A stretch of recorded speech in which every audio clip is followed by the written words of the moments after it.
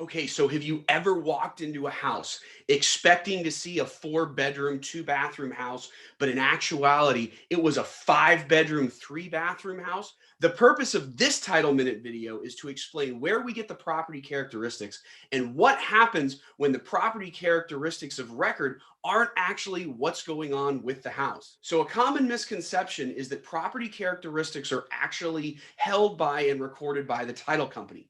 That's incorrect. When we pull a property profile, when you're looking for bedrooms or bathrooms from us, we're actually getting that data directly from the county assessor. So we had a situation this week where somebody called and they said, okay, this home is listed as a 5 bedroom home, but it's actually 6 bedrooms. And it was built that way, permitted that way. How do we get it fixed? Well, the only way to correct the data permanently is to actually have that correction go through the county assessor. So, in order for the county assessor to actually update the property details, an inquiry has to be submitted directly to the county assessor, and the county assessor actually has to update the property characteristics. By going through this process, it can actually change the assessed value of your property and increase or decrease your property taxes.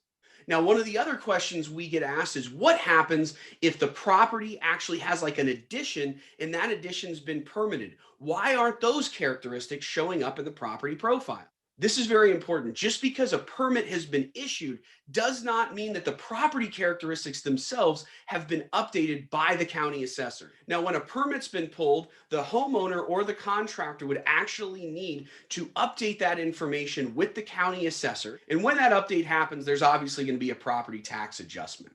Now, the last question that we frequently get is what happens when the appraisal says the square footage is larger than we have of record? There's a different bedroom or bathroom count or garages that we have of record. Now, we're not able to update the data, nor will the county assessor update the data based upon an appraisal. It has to be a formal process. Thank you for tuning into this week's episode of the Title Minute. I hope this clarifies where and how we pull property characteristics and what happens when the property characteristics don't match up with what's going on with the actual property. Take care.